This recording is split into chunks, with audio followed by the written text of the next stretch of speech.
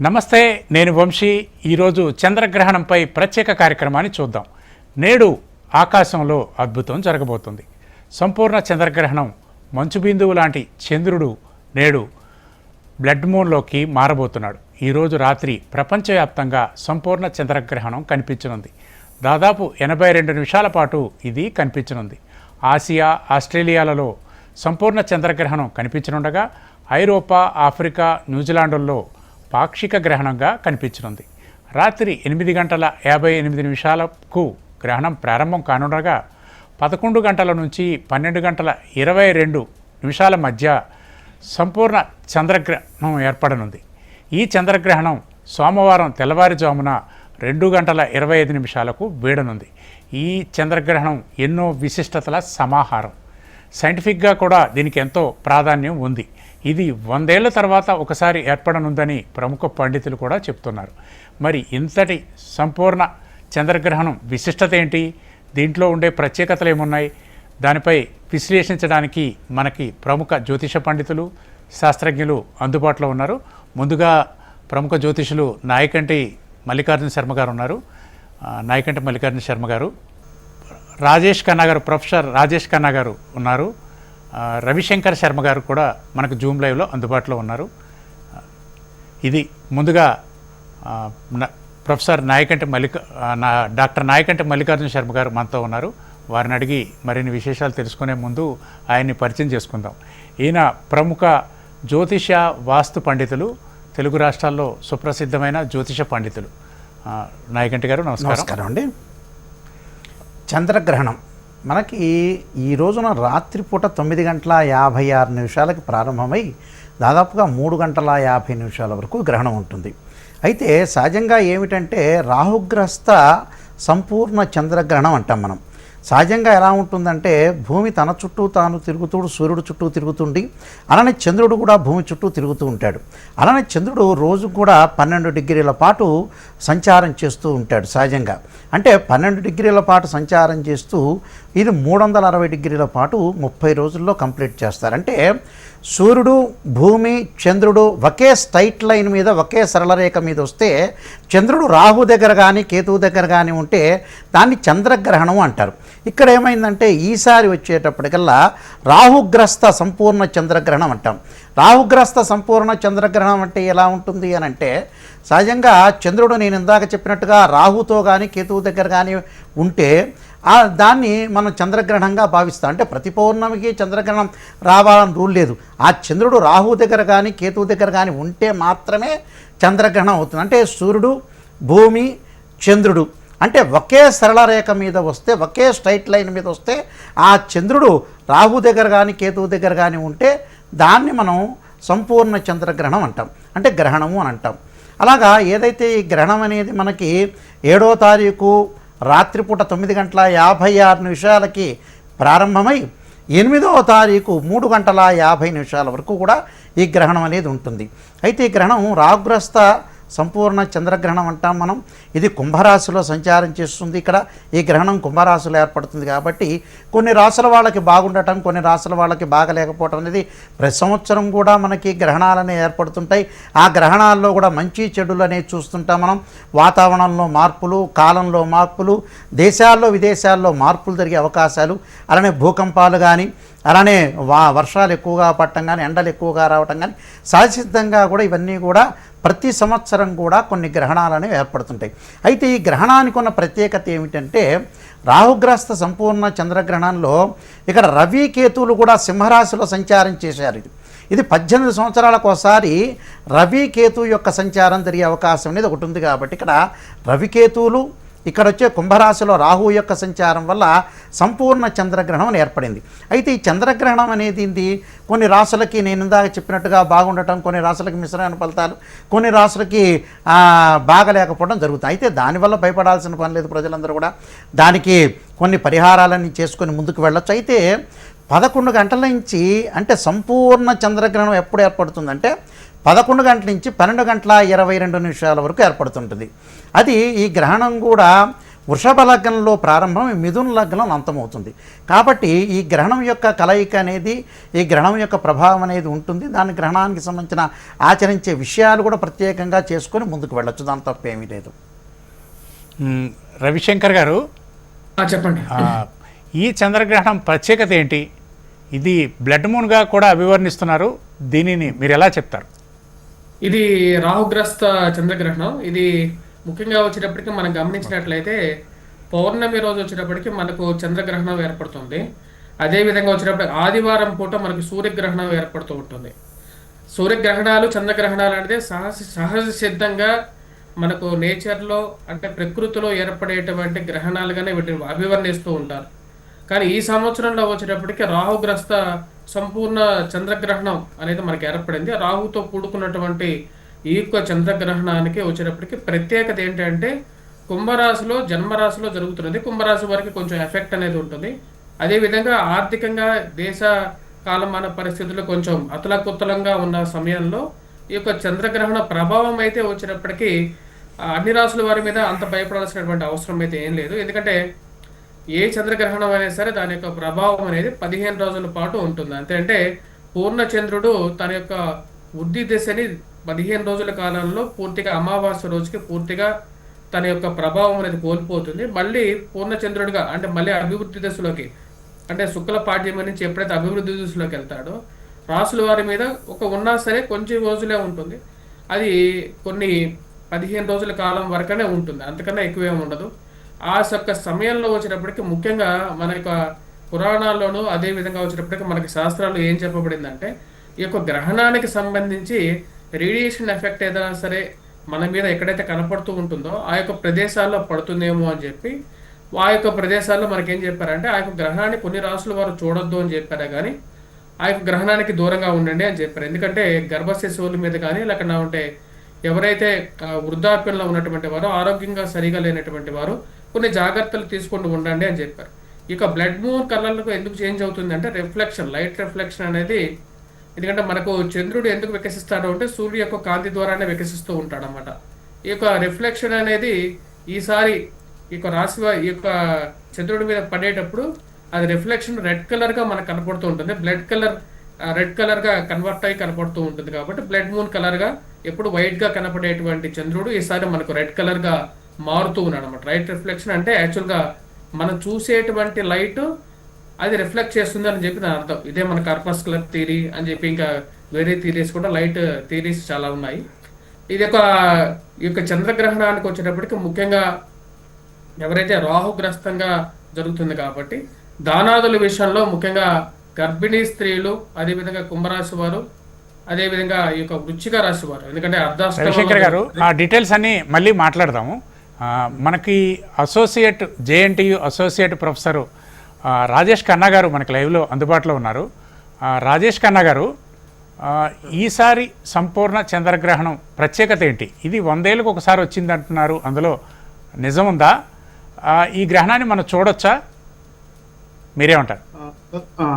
అయితే మనకు ఈ సంవత్సరం 2025లో మొత్తానికి 2 సంపూర్ణ చంద్రగ్రహాలు, ఒకటి మార్చిలో వచ్చింది, మళ్ళీ ఈరోజు మనకు నైట్ 9:58 నుంచి అని చెప్పేసి చెప్తా ఉన్నారు. ఒక 3 గంటల పాటు ఈ చంద్రగ్రహణం అనేది ఉండబోతుంది అని చెప్పేసి చెప్తున్నారు. అయితే చాలా దేశాలలో ఎందుకంటే నైట్ ఏర్పడుతుంది కాబట్టి మనకు కంట్రీస్ లైక్ ఏషియన్ కంట్రీస్ కానీ, తర్వాత వెస్ట్రన్ ఆస్ట్రేలియా కానీ ఇలాంటి కంట్రీస్లలో ఏంటంటే మనకు పూర్తిగా వీక్షించే అవకాశం ఉంది, మిగతా దేశాలలో అవకాశం లేదు. అయితే ఏంటంటే లైక్ నిర్బద్ధంగా ఎవరైనా సరే కానీ ఈ బైనాక్యులర్స్ అవసరం లేకుండా కూడా చంద్రగ్రహాన్ని చూడొచ్చు. ఎందుకంటే శాస్త్రీయంగా ఏంటంటే ఇంతకుముందు పండితులు రవిశంకర్ గారు తర్వాత ఇంకా వేరే వాళ్ళు చెప్పినట్టు ఏంటంటే పూర్వకాలంలో ఏంటంటే మనకు కొన్ని టెక్నాలజీ అవైలబిలిటీ లేదు కాబట్టి కొన్ని జాగ్రత్తలు తీసుకోవాలి, గ్రహణం సమయంలో తినకూడదు, గ్రహణం సమయంలో పడుకోకూడదు అని చెప్పేసి చెప్తా ఉన్నారు. సో బట్ ఈ రోజుల్లో ఏంటంటే అత్యాధునిక టెక్నాలజీ అవైలబిలిటీకి రావడము. ఎందుకంటే గ్రహణం సమయంలో ఎందుకు తినకూడదు అంటారంటే సో జనరల్ గా ఈ మన వాతావరణంలో తేమ శాతం అనేది, హ్యూమిడిటీ అనేది పెరిగిపోతుంది గ్రహణం సమయంలో, వాతావరణం అంతా చల్లబడి. సో దానివల్ల ఏమవుతుందంటే మనకు బూజు పట్టడం అంటాం కదా, ఆహార పదార్థాలు బూజు పట్టడం అనేది. సో మనకేంటంటే ఈ ఆహార పదార్థాల్లో వాటర్ కంటెంట్ పెరగడం వల్ల ఏమైందంటే తేమ పెరగడం వల్ల బూజు పట్టే అవకాశాలు ఎక్కువ ఉంటాయి, ఆహార పదార్థాలు పాడైపోయే అవకాశం ఉంటుంది. కాబట్టి సో గ్రహణం సమయంలో తినకూడదు అనేది పూర్వం రోజుల్లో చెప్పేవాళ్ళు. ఎందుకంటే ఆ రోజుల్లో రిఫ్రిజిరేటర్స్ కానీ ఇలాంటి కాన్సెప్ట్స్ లేవు. సో ఈ రోజు అందరికీ రిఫ్రిజిరేటర్స్, ఫ్రిడ్జ్లు తర్వాత ఇవన్నీ అందుబాటులోకి వచ్చాయి కాబట్టి అదేం పెద్ద ప్రాబ్లం కాదు. కాకపోతే ఏంటంటే మన సనాతన సంప్రదాయాల ప్రకారం, ఆచారాల ప్రకారం కొంత మన పండితులు చెప్పింది కూడా మనం పాటించాల్సిన అవసరం ఉంటుంది. అట్లాగే ఇంతకుముందు రవిశంకర్ గారు చెప్పినట్టు ఏంటంటే సో మనకు రంగుల మిశ్రమం, ఇప్పుడు ప్రపంచం అంతా కూడా ఏంటంటే ఈ లోకా సమస్తం కూడా రంగుల మిశ్రమంతో. సో మనకు తెలుపు వర్ణంలో ఏంటంటే విబ్జార్ కాన్సెప్ట్ అని ఉంటుంది. అంటే ఒక స్ఫటికం గుండా ఒక వజ్రం గుండా మనం తెలుపు రంగును కనుక సో మనం పంపించితే మనకు వాట్ ఈస్ అవుట్పుట్ అంటే రంగుల మిశ్రమం, రకరకాల విబ్జార్ కలర్స్ అనేది మనకు వస్తూ ఉంటాయి. సో సాధారణ రోజుల్లో ఏంటంటే మనకు చంద్రుడు 15 రోజులు కనిపిస్తాడు, 15 రోజులు కనిపించాడు. ఈ సాధారణ రోజుల్లో ఏమవుతుందంటే సూర్యకాంతి నేరుగా, సూర్యకాంతిని మనం చాలా మంది ఎరుపు రంగు అని చెప్పేసి అనుకుంటాం కానీ నిజానికి అది తెలుపు వర్ణం, so white colour, so which is a combination of all the colours అన్నమాట.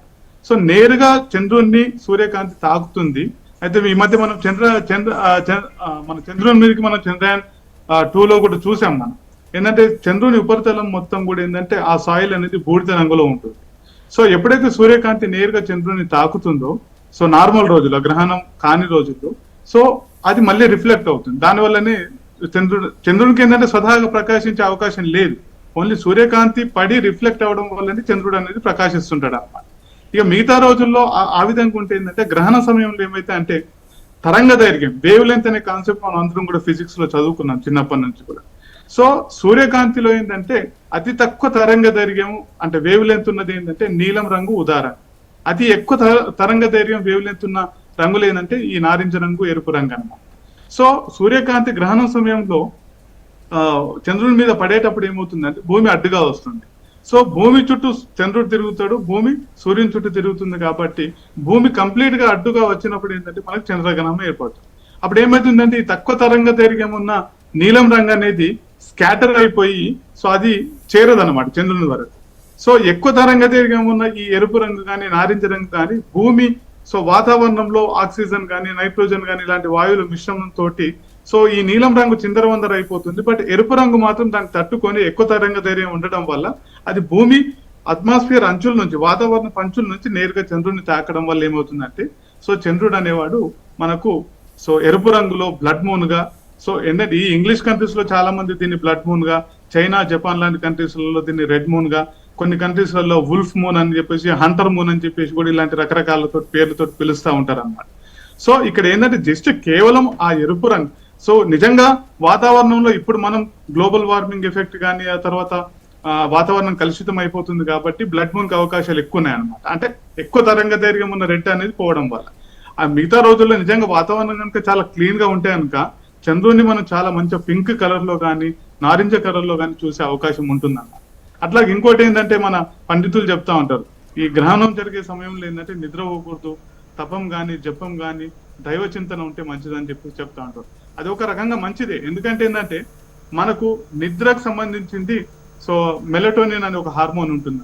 అది మన నిద్రని, మన సర్కేడియం సైకిల్స్ ని ఎఫెక్ట్ చేస్తూ ఉంటుంది. ఈ గ్రహణం సమయంలో ఏంటంటే మీకు చంద్రుని కాన్సెప్ట్ తెలుసు, పౌర్ణమి రోజు ఆటుపోట్లు అనేటివి వస్తూ ఉంటాయి సముద్రంలో. సో మానవ శరీరం కూడా ఏంటంటే 70% మానవ శరీరం కూడా నీటితోనే నిండి ఉంటుంది. సో సముద్రంలో ఎట్లయితే చంద్రుని ఎఫెక్ట్ ఉంటుందో ఆటుపోట్లు అలలు, సో మానవ శరీరం కూడా అట్లాంటి సో 70% నీరు ఉండటం వల్ల అలాంటి ఎఫెక్ట్సే చంద్రుడు. అందుకే చంద్రుడిని మనం మనసుకు సంకేతంగా చెప్తా ఉంటాం అన్నమాట. సో చంద్రుడు ఆ స్థానంలో ఉన్నాడు, ఈ స్థానంలో, ఈ జాతకం వాళ్ళకి, ఆ జాతకం వాళ్ళకి, దాన్ని బట్టి వాళ్ళ మానసిక స్థితులు అనేటి ఇలా ఉంటాయని చెప్పేసి చెప్తా ఉంటారు. సో నిద్ర సమయంలో కూడా ఏంటంటే నిద్ర ప్రక్రియ అనేది కొంత మందగిస్తుంది అన్నమాట. ఈ మెలటోనిన్ హార్మోన్ ఉత్పత్తి కొంచెం తగ్గిపోతుంది. సో దానివల్ల ఏంటంటే నిద్రాభంగము, నిద్ర పట్టడానికి చాలా టైమ్స్ ఇవన్నీ జరగడం వల్ల ఏంటంటే సో నిద్రపోకుండా ఉండడం వల్ల, ఎలాగో పడుకున్నప్పుడు కొంచెం నిద్ర ఆలస్యమైనప్పుడు పట్టకపోవడం వల్ల కొంత మానసిక అశాంతి అనేది లోనవుతుంది. సో దానివల్ల ఏంటంటే పడుకోకుండా ఏ తపమో ధాన్యమో ఆ తర్వాత ఇలాంటి ధ్యానం కనుక చేస్తే సో ఆరోగ్యానికి మంచిది. అట్లాగే తినకుండా తొందరగా తినడం అనేది తొందరగా ముగిస్తే ఏంటంటే సో ఈ మనకు పాయిజన్, ఫుడ్ పాయిజన్ లాంటి అవకాశాలు ఉండకుండా ఉంటాయనే కాన్సెప్ట్ లోనే పండితులు ఇవన్నీ చెప్తారు. కానీ సో డెఫినెట్ గా సైంటిఫిక్ ఏంటంటే ఇలాంటి రీజన్స్ ఉంటాయి. అట్లాగే సో నాన్ సైంటిఫిక్ గా మనం మన సనాతన ధర్మాల్ని ఆచారాలు, ఎందుకంటే వాళ్ళు ఇంకొక కోణంలో చెప్తారు, but that is equivalence to science only. కాబట్టి ఏంటండి, సో అందరూ కూడా సో ఎంచక్క సో బైనాక్యులర్స్ అవసరం లేకుండా ఈ రోజు ఏర్పడే చంద్రగ్రహణాన్ని ఖచ్చితంగా చూడొచ్చు. ఎందుకంటే అరుదైన అవకాశాలు, ఇప్పుడు ఖగోళంలో ఏంటంటే కొన్ని వింతలు విశేషాలు జరుగుతూ ఉంటాయి. సో ఇలాంటి అరుదైన అవకాశాలు సంవత్సరానికి ఒకసారి 2 సార్లు కొన్ని సంవత్సరాలకు ఒకసారి వస్తూ ఉంటాయి. కాబట్టి సో వాటిని వీక్షించే అవకాశం ఉంచిన తప్పకుండా వీక్షించండి. సో మన బిర్లా ప్లానిటోరియం కానీ, ఆ తర్వాత చాలా మంది శాస్త్రజ్ఞులు చెప్తున్నారు బైనాక్యులర్స్ అవసరం లేకుండా మీరు చూడండి అని చెప్పేసి సో చెప్తాను. కొంత సూర్యగ్రహణం ఏంటంటే కొంత మనకు కాంతి ఎఫెక్ట్ కనిపిస్తుంది, సో బైనాక్యులర్స్ అవసరం ఉంటుంది, తర్వాత గ్లాసెస్ ఇలాంటి అవసరం ఉంటాయి, కానీ చంద్రగ్రహణంకి అట్లాంటి ఏమీ లేదని చెప్పేసి చెప్తున్నారు. కాకపోతే ఏంటంటే కొన్ని రాశుల వాళ్ళకి ఏంటంటే డెఫినెట్ గా వాళ్ళ చంద్రస్థానాన్ని ప్రకారం ఎఫెక్ట్ ఉంటది. వాళ్ళు కొంత సో దూరంగా మన పండితులు చెప్పింది పాటిస్తే బాగుంటుంది అనేది నా అభిప్రాయం. రాజేష్ ఖన్నా గారు, ఇది ఈరోజు నిజంగా అద్భుతంగా చంద్రుడిని వీక్షించే అవకాశం ఉంటుందా? రంగురంగులుగా కనిపించే ఛాన్స్ ఉందా? డెఫినెట్ గా అండి, ఎందుకంటే ఇప్పుడు మనకు వాతావరణము కాలుష్యం లేకపోతే కనుక, ఎందుకంటే వాతావరణంలో ఏంటంటే రకరకాల గ్యాసెస్, నైట్రోజన్, ఆక్సిజన్, తర్వాత కొంత ధూళి కణాలు, ఉల్కాపాతాలు ఇలాంటివన్నీ సంభవించే అవకాశం ఉంటుంది. అవి కనుక లేకపోతే మనం నిజంగా నారింజ రంగులో, ఆ తర్వాత పింక్ రంగులో, సో కొంత ఒక బ్యూటిఫుల్ గులాబీ రంగులో ఉన్న మనం చందమామను చూసే అవకాశం ఉంటుంది. సో కొన్ని దేశాలలో ఏంటంటే పాక్షికంగా కనిపించే, ఎందుకంటే మనకు టైం జోన్స్ ఉంటాయి. మనది GMT ప్లస్ 5:30 అవర్స్ అనేది ఉంటుంది. మన కోల్కతా టైం జోన్, మన ఇండియా టైం జోన్ అనేది.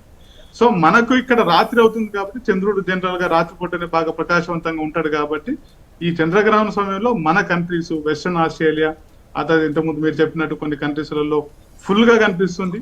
సో దాదాపు 3 గంటల పాటు ఉంటుంది. దీంట్లో 3 దశలు ఉన్నాయి. సో పార్షియల్ చంద్రగ్రహణం ఒకటి ఉంది, పార్షియల్ లూనార్ ఎక్లిప్స్ అంటాం మనం, ఫుల్ లూనార్ ఎక్లిప్స్ అంటాం, ఆ తర్వాత ప్రీనేబుల్ లూనార్ ఎక్లిప్స్. అంటే సో ఒక 25% చంద్రగ్రహణం 9:58 నుంచి అట్లా స్టార్ట్ అయిపోయి 11 గంటల తర్వాత సో అది కొంచెం పీక్ స్థాయికి వెళ్ళి, ఆ తర్వాత మళ్ళీ 12 గంటల తర్వాత కూడా ఏంటంటే ఫుల్ గా వెళ్ళిపోయేసి 2:27 నిమిషాలకు అట్లా అంతమైపోతుందని చెప్పేసి చెప్తా ఉన్నారు. కాబట్టి సో శాస్త్రజ్ఞుల సూచనల ప్రకారం, సైంటిస్టుల సూచనల ప్రకారం ఎవరైతే వీక్షించాలనుకుంటారో వీక్షించండి. సో అద్భుతంగా, ఇది అద్భుతమైన అవకాశం, ఎందుకంటే ఖగోళంలో జరిగే వింతలు మనకు అన్నిసార్లు దొరకకపోవచ్చు. సో కాబట్టి చూస్తే సో మంచిదనేది నా అభిప్రాయం. కాకపోతే ఎట్ ది సేమ్ టైం కొన్ని ప్రికాషన్స్, సో ఎవరైతే గర్భిణీ స్త్రీలు ఉంటారో కొంతమంది, సో ఈ నిద్రకు సంబంధించిన, ఆ తర్వాత కొన్ని రాశుల వాళ్ళకి ఎఫెక్ట్ అని చెప్పి, కుంభరాశి, సింహరాశి, మీనరాశి వాళ్ళకి కొంచెం ఎఫెక్ట్ ఉంటుంది. అదేవిధంగా కన్యా రాశి వాళ్ళకి, తులారాశి వాళ్ళకి ఇది అద్భుతమైన అవకాశము, ఇది వాళ్ళకి మేలు చేకూర్చే అంశం అని చెప్పేసి కూడా పండితులు చెప్తా ఉన్నారు. నిజంగా మైసెల్ఫ్, నా రాశి కూడా ఏంటంటే కన్యా రాశి, తులారాశి సంబంధించిన విషయమే.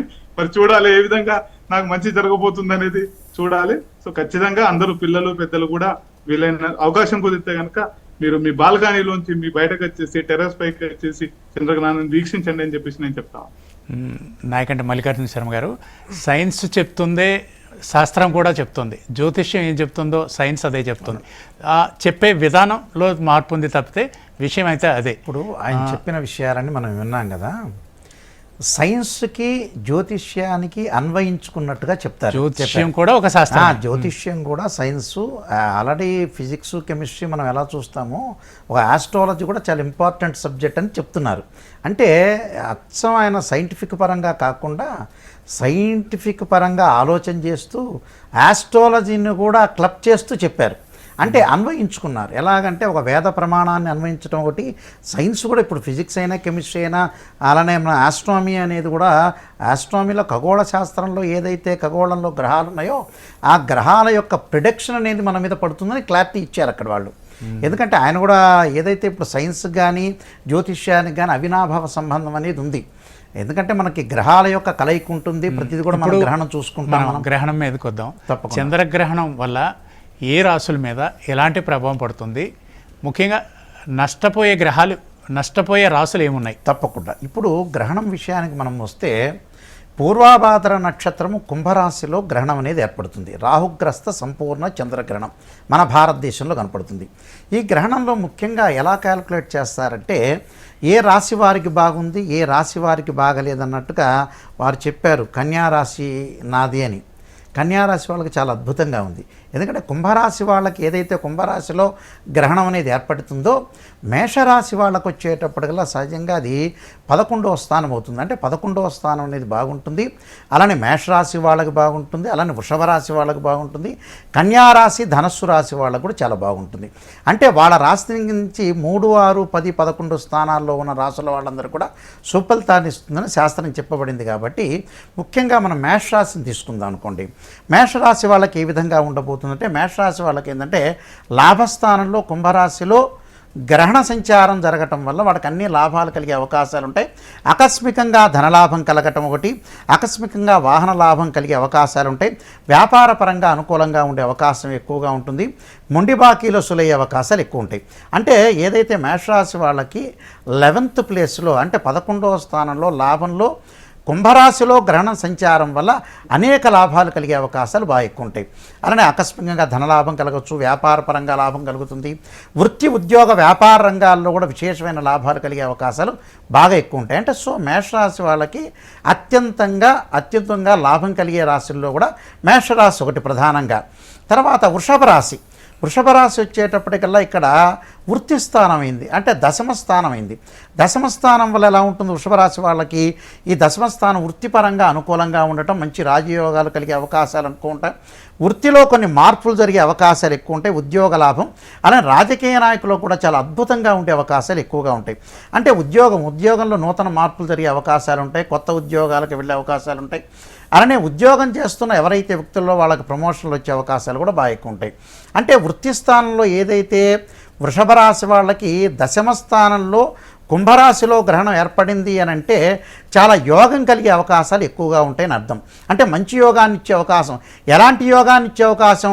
వాళ్ళు ఏ వ్యాపారం చేస్తున్నా, ఏ వృత్తి చేస్తున్నా, ఏ ఉద్యోగం చేస్తున్నా అనేకమైన లాభాలు కలిగే అవకాశం అనేది ఖచ్చితంగా ఉంటుంది. కాబట్టి వృషభ రాశి వాళ్ళకు కూడా అత్యంతంగా లాభపడే అవకాశం అనేది ఈ గ్రహణం వల్ల ఖచ్చితంగా ఉంటుంది. అంటే మనోబలం కూడా పెరుగుతుంది. చంద్రుడు మనోకారకుడు అంటాడు, మనస్సు కారకుడు అంటాడు. అక్కడ చంద్రుడి యొక్క మనోబలం వల్లనే మన జీవితంలో విజయం సాధించే అవకాశం ఖచ్చితంగా ఉంటుంది. తదుపరి కన్యారాశి వాళ్ళకు వచ్చేటప్పటికల్లా 6వ స్థానంలో అంటే షష్టమంలో కుంభరాశిలో ఏదైతే గ్రహణం ఏర్పడటం వల్ల శత్రువులు మిత్రులుగా మారిపోయే అవకాశాలు ఎక్కువగా ఉంటాయి. అలానే శత్రు శేషం అనేది తొలగిపోయే అవకాశాలు ఎక్కువ ఉంటాయి. రాజయోగం కలగటమే కాకుండా వాళ్ళకి రుణాలు తగ్గించుకునే అవకాశాలు ఎక్కువగా ఉండటం, అలానే బ్యాంకు లోన్లు వచ్చే అవకాశాలు, విపరీతమైన ధనం కలిగే అవకాశాలు ఉంటాయి. అలానే దీర్ఘకాలిక వ్యాధులు ఎవరైతే ఉంటాయో వాళ్ళందరికీ కూడా రోగాలు తగ్గే అవకాశం అనేది ఖచ్చితంగా ఉంటుంది. అలానే వాహన ప్రమాదాలు తగ్గించుకుంటారు. అలానే రుణబాధలు కూడా తొలగించుకునే అవకాశాలు బాగా ఎక్కువ ఉంటాయి. అంటే రకరకాల అకాల వృత్తి దోషాలు కూడా తొలగిపోయే అవకాశాలు ఖచ్చితంగా ఉంటాయి కన్యారాశి వాళ్ళకి. ఎందుకంటే కన్యారాశి వాళ్ళకి ఏంటంటే షష్టమంలో గ్రహణం ఏర్పడింది కాబట్టి షష్టం ఏంది, రుణాన్ని, రోగాన్ని, అప్పుని, అలానే శత్రువుల్ని వృద్ధి చేసే స్థానం ఏంటంటే 6వ స్థానం అంటే మన జ్యోతిష్ శాస్త్రంలో మనకు తెలుసు. అందువల్ల అవన్నీ కూడా తొలగిపోయే అవకాశాలు ఖచ్చితంగా ఉంటాయి. కాబట్టి కన్యారాశి వాళ్ళకు కూడా చాలా అద్భుతమైన ప్రయోజనాలు కలిగే అవకాశం గ్యారంటీగా ఉంటుంది. అలానే తదుపరి ధనుస్సు రాశి. ఈ ధనుస్సు రాశి వాళ్ళకు కూడా రాజయోగం కలగటం ఒకటి, అలానే అన్నదమ్ముల మధ్యలో అనుకూలతగా ఎక్కువగా ఉండటం, కోర్టు సమస్యలు పరిష్కారం కావటం ఒకటి, అక్కా చెల్లెళ్ళు అన్నదమ్ముల మధ్యలో సఖ్యత, మ్యూచువల్ అండర్స్టాండింగ్ బాగా ఎక్కువగా ఉండే అవకాశాలు ఎక్కువ ఉంటాయి. అలానే రాజయోగం కలిగే అవకాశంతో పాటు ఆకస్మికంగా మొండి బాకీలు వసూలు కావటం ఒకటి, కోర్టు సమస్యలు, అలానే పిత్రార్జితం బాగా డబ్బులు కలిసి వచ్చే అవకాశాలు ఎక్కువ ఉంటాయి. కోర్టు సమస్యలు కూడా పరిష్కారం జరిగే అవకాశాలు ఎక్కువగా ఉంటాయి. అంటే ఇక్కడ మేషరాశి వాళ్ళకి, వృషభ రాశి వాళ్ళకి, కన్యారాశి వాళ్ళకి, ధనుస్సు రాశి వాళ్ళకి చాలా అద్భుతంగా ఉండే అవకాశాలు ఖచ్చితంగా ఉంటాయి. కాబట్టి ఈ రాశుల వాళ్ళకి చాలా అనుకూలంగా ఉంటాయి. మరి ప్రతికూలమైన ఫలితాలు ఏ రాశుల వాళ్ళకు ఉంటాయి అంటే సహజంగా గ్రహణం అనేది కుంభరాశిలో సంచారం జరుగుతుంది కాబట్టి కుంభరాశి వాళ్ళు కొద్ది జాగ్రత్తగా పాటించాలి. అలానే భయభ్రాంతులు చెందాల్సిన పని లేదు గ్రహణం గురించి. ఎందుకంటే మనం సైంటిఫిక్ పరంగా ఆలోచన చేసినా, ఆస్ట్రాలజీ పరంగా ఆలోచన చేసినా భయభ్రాంతులు ఏదో జరిగిపోతుంది మా గ్రహణం వస్తే అనే ఆలోచన అవసరం లేదు ఇక్కడ. అంటే భగవంతుణ్ణి ఎంచుకోవటానికి ఒక మార్గం. ఆ రోజు ప్రత్యేకంగా ఈ గ్రహణం వచ్చింది కాబట్టి మన దాన ధర్మాలు చేసుకోవటం, అలానే ఓం నమః శివాయ పంచాక్షరి చేసుకోవటం, ఆ రుద్రగాయత్రి జపాలు చేసుకోవటం, అలానే సుబ్రహ్మణ్య స్వామి యొక్క ఆరాధన చేసుకోవటం, అలానే యజ్ఞయాగాది క్రతువులు, అలానే ఏదైతే గ్రహణం పడుతుందో ఆ గ్రహణానికి పట్టు స్థానం ఒకటి, అలానే గ్రహణం విడిపోయిన తర్వాత విడుపు స్థానం కూడా చేస్తారు. అయితే కుంభరాశి వాళ్ళు కొన్ని ప్రత్యేకంగా ఆరోగ్యపరంగా ఇబ్బందులు కలిగే సూచనలు ఎక్కువగా ఉంటాయి. అంటే దీర్ఘకాలిక వ్యాధులు ఉన్నవాళ్ళు కానీ, అలానే ఆరోగ్యపరంగా కొన్ని మార్పులు జరిగే అవకాశాలు ఎక్కువ ఉంటాయి. అలానే చికాకులు, ఎవరితో వివాదాలు కలగకుండా, ఆర్గ్యుమెంట్స్ చేయకుండా కొద్దిగా జాగ్రత్తగా ఉండటం మంచిది. అంటే లౌకిక తత్వంతో ఉండటం చాలామంది, అంటే కుంభరాశి వాళ్ళకు కొంత అనుకూలంగా లేదని అర్థం. అలానే మీనరాశి వాళ్ళు కూడా కొంత జాగ్రత్త తీసుకోవాల్సిన అవసరం గ్యారెంటీగా ఉంటుంది. మీనరాశి వాళ్ళకు కూడా ఏమవుతుందంటే డబ్బులు ఖర్చు అయ్యే అవకాశాలు బాగా ఎక్కువ ఉంటాయి. అనవసరమైన ఖర్చులు చేయటం ఒకటి, అనవసరంగా వృధా ఖర్చులు, అంటే డబ్బులు ఎంత వచ్చినా కూడా వాళ్ళకి డబ్బులు ఖర్చు చేసే అవకాశాలు ఎక్కువగా ఉంటాయి. కాబట్టి మితంగా ఉండండి. అలానే పొదుపు చేసుకోవాలి. ఎక్కడ డబ్బులు ఖర్చు పెట్టాలో అక్కడ తెలుసుకోవాలి ముందు. ఈ మధ్యకాలంలో చాలామంది కూడా ఏంటంటే డబ్బులు ఎక్కడ ఖర్చు పెట్టాలో తెలియని వాళ్ళు చాలామంది ఉన్నారు. మంచి విషయాలు ఖర్చు పెట్టుకోకుండా చెడ్డ విషయాలకు ఎక్కువగా ఖర్చు పెట్టే అవకాశాలు ఉంటాయి. దాదాపుగా 50% మన జీవితం మన చేతుల్లోనే 50% ఉంటుంది. తర్వాత భగవంతుడి యొక్క ఆరాధన. అయితే మీనరాశి వాళ్ళు కూడా కొంత జాగ్రత్తగా ఉండటం మంచిది. అలానే కుంభరాశి వాళ్ళు, అలానే మకర రాశి వాళ్ళకి మధ్య రకమైన ఫలితం వచ్చే అవకాశం ఉంటుంది. కాబట్టి ఎలాంటి ఇబ్బందులు ఉండవు, కానీ ఆలోచనల సరళిలో కొంత మార్పులు జరిగే అవకాశాలు మకర రాశి వాళ్ళు ఉంటాయి. ఏదో రకమైన ఆలోచన చేయటం ఒకటి, మానసిక వేదనకు గురయ్యే అవకాశాలు, మెంటలీ డిజార్డర్, సైకలాజికల్ ఇష్యూస్ జరిగే అవకాశాలు ఎక్కువగా ఉంటాయి. అలానే సింహరాశి వాళ్ళకి మనం చూసుకునేటట్టయితే సప్తమంలో ఉంటాడు కాబట్టి డిఫరెన్స్ ఆఫ్ ఒపీనియన్స్, అంటే భార్యాభర్తల మధ్యలో ఏకాభిప్రాయం చాలా అవసరం. అలానే భార్య ఒక మాట అనగానే భర్త ఒక మాట అంటాం, ఇద్దరి మధ్యలో గొడవలు పడే అవకాశాలు అనేవి ఎక్కువగా ఉంటాయి. కాబట్టి సర్దుబాటుతనం అనేది చాలా ఇంపార్టెంట్గా సర్దుబాటుతనంతో ముందుకెళ్ళటం అనేది చాలా ఇంపార్టెంట్. అలానే వృశ్చిక రాశి వాళ్ళకు వచ్చేటప్పటికల్లా వాహన ప్రమాదాలు జరిగే అవకాశాలు ఎక్కువ ఉంటాయి. తల్లి యొక్క ఆరోగ్యాన్ని కూడా చాలా ఇంపార్టెంట్గా తీసుకొని ముందుకు వెళ్ళాలి వృశ్చిక రాశి వాళ్ళు. అలానే తులారాశి వాళ్ళకు మధ్య రకమైన ఫలితం ఉంటుంది. కాబట్టి తులారాశి వాళ్ళు వివాదాల వైపు వెళ్లకుండా ఉండటం చాలా మంచిది.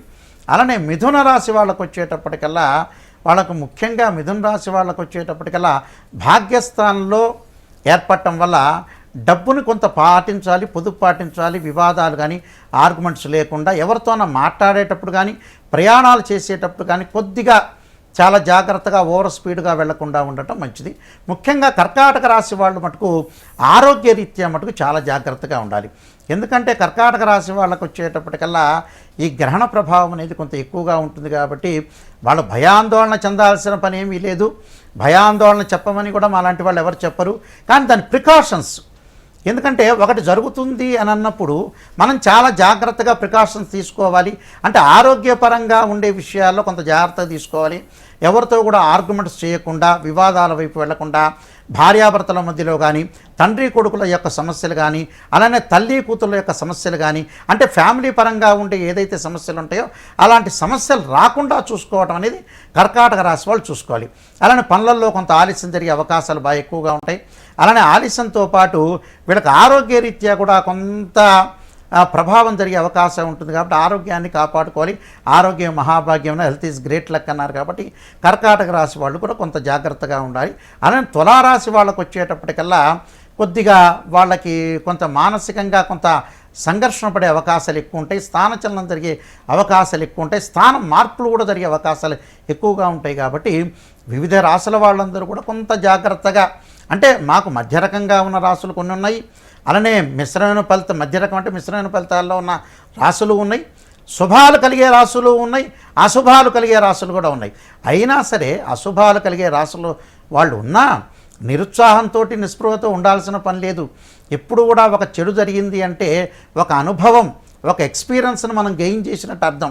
మనకి ఈరోజు రోగం వచ్చింది, ఆరోగ్యపరంగా ఇబ్బందులు కలుగుతున్నాయి గ్రహణం వల్ల, మనం జాగ్రత్తగా డాక్టర్ని కన్సల్ట్ అవుతాం, జాగ్రత్తగా ప్రికాషన్స్ తీసుకుంటాం, జాగ్రత్తగా తిండిని మార్చుకుంటాం. అలానే తిండిని మార్చుకోవటం ఒకటి. అలానే మనం ఏదైతే ఆరోగ్యపరంగా ఉండి ఏదైతే ఇబ్బందులు ఉంటాయో అవన్నీ కూడా మనం తొలగించుకోవడానికి అవకాశాన్ని ఏర్పరిచేది, సూచన చేసేదే జ్యోతిష్ శాస్త్రం. అద్భుతంగా వివరించారండి మల్లికార్జున శర్మ గారు. ఇప్పుడు మనకి ఢిల్లీ నుంచి చిలకమర్తి ప్రభాకర్ చక్రవర్తి శర్మ గారు ఉన్నారు. చిలకమర్తి గారు, ఈ చంద్రగ్రహణం గురించి మీరేం చెప్తారు? కుంభరాశిలో శతభిష నక్షత్రంలో భాద్రపద మాస పౌర్ణమి రోజు మనకి సంపూర్ణ చంద్రగ్రహణం ఏర్పడుతుంది. ఈ చంద్రగ్రహణం రాత్రి 9:30 నుండి 3:30 మధ్య ఈ యొక్క గ్రహణ ప్రభావం ఉంటుంది. ఈ గ్రహణ ప్రభావం చేత సాయంత్రం 6 గంటల లోపే మీ యొక్క నిత్యం చేసుకునేటువంటి కార్యక్రమాలు, ఆహారం వంటి ముగించుకోవడం మంచిది. ఆ తర్వాత మళ్ళీ తెల్లవారుజామున 6 వరకు ఎటువంటి ఆహారాన్ని తీసుకోకుండా ఉండడం మంచిది. ఈ గ్రహణ ప్రభావం ఉన్నటువంటి రాశులు ముఖ్యంగా కుంభరాశి, మీనరాశి, మిథున రాశి, అలాగే సింహరాశి, ఈ 4 రాశుల మీద కొంత ప్రభావం అధికంగా ఉంది. ఈ గ్రహణ ప్రభావం ఉన్నటువంటి రాశులు వారు గ్రహణ శాంతులు చేసుకోవడం మంచిది. వెండిని, ఇది చంద్రగ్రహణం అవడం చేత వెండిని దానం ఇచ్చుకోవడం, రాహు జపం వంటివి చేసుకోవడం, శివారాధన వంటివి చేసుకోవడం మంచిది. గ్రహణం ఒక మంచి అవకాశం. గ్రహణ సమయంలో ధ్యానం, జపం, తపం వంటివి ఆచరించడం ఉత్తమం అని శాస్త్రం చెప్పాయి. అటువంటి ఈ చంద్రగ్రహణం ఏర్పడే సమయంలో నిద్రపోకూడదని కూడా శాస్త్రం చెప్తుంది. ఆ సమయంలో జపం వంటివి చేసుకుంటూ దేవుడి వద్ద దీపాన్ని ఒకటి వెలిగించి మీరు ధ్యానం, జపం వంటివి చేసుకోవడం వల్ల శుభ ఫలితాలు కలుగుతాయి. గ్రహణానికి పూర్వం, గ్రహణానికి ముందు పట్టు స్నానం, గ్రహణం తర్వాత విడుపు స్నానం వంటివి ఖచ్చితంగా ఆచరించాలి. గ్రహణం పూర్తయిన తర్వాత గ్రహణానికి సంబంధించినటువంటి శాంతులు వంటివి, దానాలు వంటివి, బియ్యం, వెండి వంటివి దానం చేసుకోవడం, నవధాన్యాలు వంటివి దానం చేసుకోవడం వల్ల శుభ ఫలితాలు పొందుతారు. ఈ రకంగా 7 సెప్టెంబర్ 2025 ఈ రాశుల వారు ఈ యొక్క జపతపాదులు, దానాలు వంటివి చేసుకోవడం వల్ల శుభ ఫలితాలు పొందుతారని తెలియజేస్తూ, ఈ గ్రహణ ప్రభావం భారతదేశానికి కొంత అనుకూలంగా ఉంది. అయితే కొంతమందికి ఉద్యోగపరమైనటువంటి ఇబ్బందులు ఉండొచ్చు. ఈ గ్రహణ ప్రభావం ఆసియా ఖండంలో జరగడం చేత ఇన్ఫ్లేషన్ వంటివి పెరగడం వంటివి స్పష్టంగా కనపడుతున్నాయి. యుద్ధ వాతావరణాలు పెరుగుతాయి. ఆర్థిక పరమైనటువంటివి కావచ్చు, ఎక్కడైనా యుద్ధాలు ఆపుదామనుకునే ప్రయత్నాలు ఆగవు సరికదా, యుద్ధ వాతావరణాలు పెరగబోతున్నాయి. భారతదేశానికి కూడా కొంత ఈ యుద్ధ వాతావరణ భయాలు మాత్రం ఇబ్బంది పెడతాయి. కొంతమందికి ఉద్యోగాలు వంటివి కూడా కొంత కోల్పోయే స్థితులు ఉన్నాయి. ముఖ్యంగా కుంభరాశి వారు, సింహరాశి వారు, మీనరాశి వారు, మేషరాశి వారు, అలాగే మిథున రాశి వారు, ఇటువంటి రాశుల్లో ఉన్నటువంటి వారు, ఏలినాటి శని వంటి ప్రభావాల్లో ఉన్నటువంటి వారు కొంత జాగ్రత్తలు వహించాలని మాత్రం సూచిస్తున్నాను. ధన్యవాదాలు చిలకమర్తి ప్రభాకర్ చక్రవర్తి శర్మ గారు. 2-3 నిమిషాల్లో మొత్తం చంద్రగ్రహణం గురించి స్పష్టమైన అవగాహన కల్పించారు. ఇక రవిశంకర్ గారు, చెప్పండి. రవిశంకర్ గారు, ఇప్పుడు చంద్రగ్రహణం వేళ మనం ఎలాంటి నియమాలు పాటించాలి? ముఖ్యంగా గర్భిణీ స్త్రీలు ఎలాంటి నియమాలు పాటించాలి? ఏ సమయం ఎలా గడిపితే ప్రజలకు మేలు జరుగుతుంది? ఇక చంద్రగ్రహణానికి ముఖ్యంగా వచ్చేటప్పటికి ఆహార నియమాలు అనేవి చాలా ముఖ్యం. అంటే తొందరగా అరిగేటువంటి ఆహారాలు తీసుకోవాలి. ముఖ్యంగా గర్భిణీ స్త్రీలు, అదేవిధంగా వచ్చేటప్పటికి వయోవృద్ధులు, చిన్నపిల్లలు కూడా వచ్చేటప్పటికి ఒక 3 గంటల ముందుగానే ఆహారాన్ని భుజించడం. ఎందుకంటే డైజెస్ట్ అవ్వడానికి మనకు కనీసం 2-3 గంటలు ట్రాన్సిట్ టైం ఇవ్వబడుతుంది కాబట్టి, ఎందుకంటే ఫుడ్ అనేది ప్రయాణం చేయడానికి అంటే అరుగుదల శక్తి బట్టి మనం తినాలన్నమాట. ఎక్కువగా మితాహారం తింటాం, అదేవిధంగా లిక్విడ్ డైట్ ఎక్కువ తీసుకోవడానికి ఎక్కువగా సమయాన్ని ఇవ్వాలి. అదేవిధంగా వచ్చేటప్పటికి పట్టు సమయంలోనే వచ్చేటప్పటికి పట్టు స్నానం చేయాలి. తర్వాత విడుపు స్నానం ఎప్పుడైతే ఉంటుందో విడుపు స్నానం చేయాలి.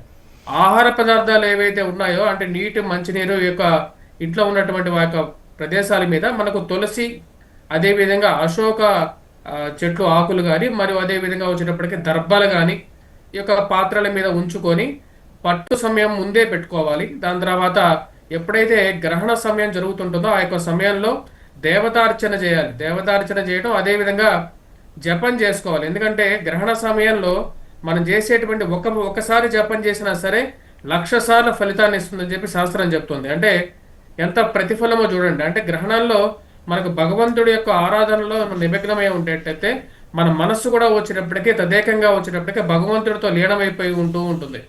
ఆ యొక్క సమయంలో మనం కనీసం ఒకసారైనా సరే, 4 సార్లు అయినా సరే, ఎన్నిసార్లు మనకు వీలైతే అన్నిసార్లు జపం చేసుకోవటం, అదేవిధంగా వచ్చేటప్పటికి ధ్యానాదులు చేసుకోవటం, ఇంట్లో దీపారాధన చేసి వెలిగించి ఎప్పుడైతే గ్రహణం విడుస్తుందో గ్రహణ సమయంలో వచ్చినప్పటికీ మనకు అశౌచం అవుతాం. అంటే ఉండేటువంటి బట్టలు, అదేవిధంగా మనకు యజ్ఞోపవీతం కూడా వచ్చినప్పటికీ అశౌచం అవుతుంది అన్నమాట. ఎప్పుడైతే గ్రహణం విడుస్తుందో అప్పుడు మళ్ళీ యజ్ఞోపవీత ధారణ, కొత్త యజ్ఞోపవీతాన్ని వేసుకోవడం, గాయత్రి మంత్ర జపం చేసుకోవడం, ఇంట్లో ఉన్నటువంటి పాత్రలు, భోజన పదార్థాలు ఇవన్నీ కూడా కొత్తగా శుచిగా శుభ్రం చేసుకోవటం, ఇంట్లో ఉండే దేవతామూర్తుల పటాలన్నిటికీ మళ్ళీ క్లీన్ చేసేసి అన్నిటికీ బొట్లు పెట్టుకోవటం, మళ్ళీ దీపారాధన, మళ్ళీ ఉదయం పూట లేచి దీపారాధన కార్యక్రమాలన్నీ చేసుకోవటం, మళ్ళీ యాజ్ యూజువల్గా ఉండాలి. ఈ యొక్క పీరియడ్లో వచ్చినప్పటికీ ముఖ్యంగా గర్భిణీ స్త్రీలు ముఖ్యంగా వచ్చినప్పటికీ అంతగా భయపడాల్సినటువంటి అవసరం అయితే ఏం లేదు. ముఖ్యంగా ఆహార నియమాలను పాటించాల్సినటువంటి ముఖ్యమైనటువంటి సూచన, దగ్గరగా వచ్చినప్పటికి ఇది షార్ప్ ఆబ్జెక్ట్స్ అంటే ముఖ్యంగా వచ్చినప్పటికి ఇందాక చెప్పిన విధంగా ఏవైతే ఈ యొక్క రాసులు ఏవైతే ఉన్నాయో ఇందాక చెప్పినటువంటి నాయకంటి గారు కానీ లేకుండా ఉంటే మన చిరకమర్తి ప్రభాకర్ శర్మ గారు చెప్పినటువంటి విధంగా ఈ యొక్క కుంభరాశి వారి మీద కొంచెం ప్రభావం ఎక్కువగా ఉంటుంది. అదేవిధంగా ఏలినాటి శని ప్రభావం అనుభవిస్తున్న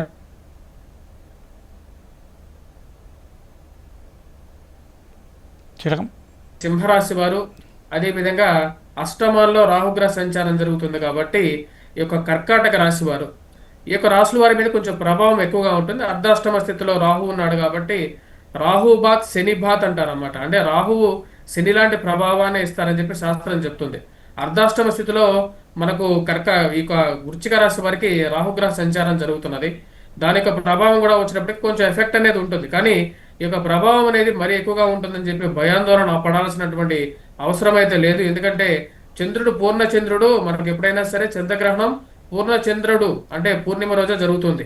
అదేవిధంగా 15 రోజుల తర్వాత దీని గ్రహ ప్రభావం అనేది ఈ గ్రహణ ప్రభావం అనేది ఉండదు. ఎందుకంటే మళ్ళీ కొత్త చంద్రుడు ఉద్భవిస్తాడు, మళ్ళీ ఎదుగుదల ప్రభావంలో జరుగుతూ ఉంటుంది. కానీ ఎవరైతే ఈ యొక్క దానాది కార్యక్రమాలు చేయాలనుకుంటున్నారో దానాది కార్యక్రమాల్లో ముఖ్యంగా మనం చేయాలనుకున్నటువంటిది మొదటిది రాహు గ్రస్తంగా జరుగుతుంది కాబట్టి రాహుకి పరిహారంగా వచ్చేటప్పటికి మనం మినుములను దానం చేసుకోవచ్చు. అదేవిధంగా వచ్చేటప్పటికి చంద్రుడికి వీలైనంత అంటే మన దగ్గర ఫైనాన్షియల్ స్టేటస్ డబ్బును పట్టేసేసి చంద్రుడికి వెండితో చేసినటువంటి నాగపడగ ఎవరికైనా దానమైన ఇవ్వచ్చు.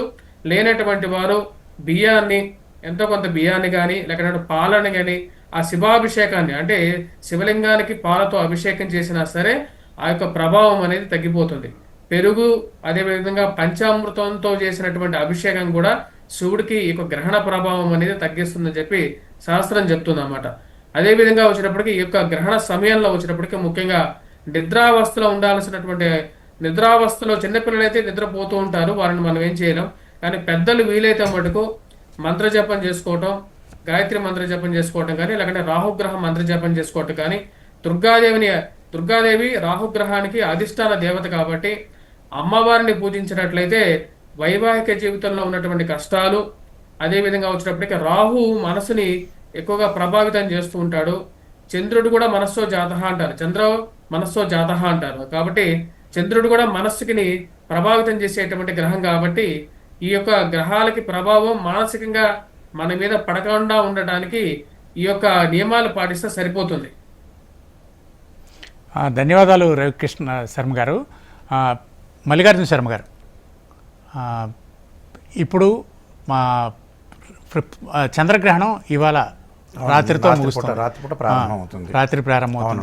ఈ సమయంలో మనం ఎలాంటి జాగ్రత్తలు తీసుకోవాలి, లేకపోతే ఈ సమయాన్ని ఎలా గడపాలి? తప్పకుండా అండి. అయితే ఇక్కడ ఏమంటున్నారంటే శాస్త్రంలో వచ్చేటప్పటికల్లా మనకి గ్రహణ సమయం అనేది చాలా చెడ్డ సమయం అని చాలామంది అనుకుంటారు, కానీ భగవంతుడికి ఆరాధనకి చాలా మంచి సమయం అని శాస్త్రం చెప్పబడింది. ఎందుకంటే మనం ప్రత్యేకంగా సహజంగా ఎలా ఉంటుందంటే వంశీ గారు, మామూలు సమయంలో వచ్చేటప్పటికల్లా మనం చేద్దాం చూద్దాంలే అంటాం మనం సహజంగా. గ్రహణ సమయంలో వచ్చేటప్పటికల్లా మనం ఓం నమః శివాయ పంచాక్షరి చేస్తే ఒక 100 సార్లు చేస్తే 1000 సార్లతో సమానంగా ఉంటుంది. అంటే అన్ని లక్షల సార్ల ఫలితం అనేది బాగా లభిస్తుంది.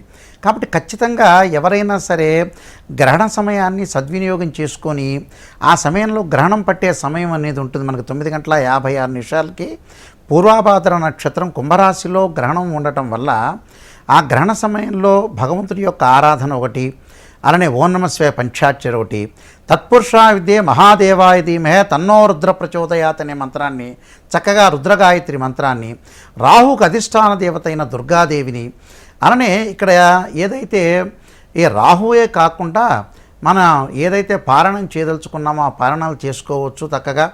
అలానే సుబ్రహ్మణ్య స్వామి యొక్క ఆరాధన చేసుకోవచ్చు, ఓం నమః శివాయ పంచాక్షరి చేసుకోవచ్చు, శివుడు సంబంధించిన పూజ అనేది చేసుకోవచ్చు. అంటే జపం అనేది చేయమంటారు. ఆ జపం కూడా ఎలా ఉంటుంది, సహజంగా ఏమిటంటే ఆ రోజున రాత్రిపూట మనం గ్రహణం గ్రహణం వచ్చిన రోజున చక్కగా ఆ దర్భలన్నీ కూడా మనం ఏదైతే పచ్చళ్ళు ఉంటాయో దర్భలు వేయటం ఒకటి, దాన్ని కూడా రకరకాల సైంటిఫిక్ రీజన్స్ అనేవి ఉన్నాయి. అందువల్ల ఏదైతే దర్భలు వేయటం ఒకటి, చక్కగా మనం రుద్రాక్షంతో జపం చేయటం, అంటే ఓం నమః శివాయ జపం చేయటంతో పాటు రుద్రగాయత్రి జపాన్ని చేయటం ఒకటి, అలానే రాహు యొక్క జపం చేయటం కూడా చాలా మంచిది. ఎందుకంటే అర్ధకాయ మహావీరం చంద్రాదిత్యమర్దనం సింహగా గర్భ సంభూతం తం రాహుం ప్రణమామ్యం అన్నారు. అంటే రాహు యొక్క ఆరాధన చేయటం ఒకటి, మనస్సుకు కారకుడు మనోకారకుడైన చంద్రుని ఆరాధన చేయమంటారు. ఇక్కడ చంద్రుని ఆరాధన చేయాలంటే చంద్రుడు యొక్క గాయత్రి మంత్రం ఉంటుంది. క్షీరపుత్రాయిది అమృతతత్వాయిదీమే తన్నో చంద్ర ప్రచోదయాత్ అనే మంత్రాన్ని కూడా చక్కగా చదువుకోమంటారు. ఒకవేళ అది రాని వాళ్ళు శ్లోకాలు ఉంటాయి.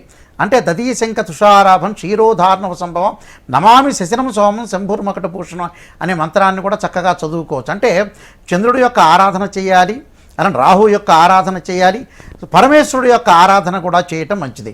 అలానే కొంతమంది విష్ణు భక్తులు ఉంటారు. అంటే నేను విష్ణువుని ఆరాధన చేస్తాను గురువుగారు నాయకంటి గారు అనేవాళ్ళు కూడా ఉంటారు. అప్పుడు నారాయణ గాయత్రి మంత్రం చేసుకోవచ్చు. అలానే నారాయణాయుధే వాసుదేవాయుధీమే తన్నో విష్ణు ప్రచోదయాత్ అనే మంత్రాన్ని కూడా చక్కగా చదువుకోవచ్చు.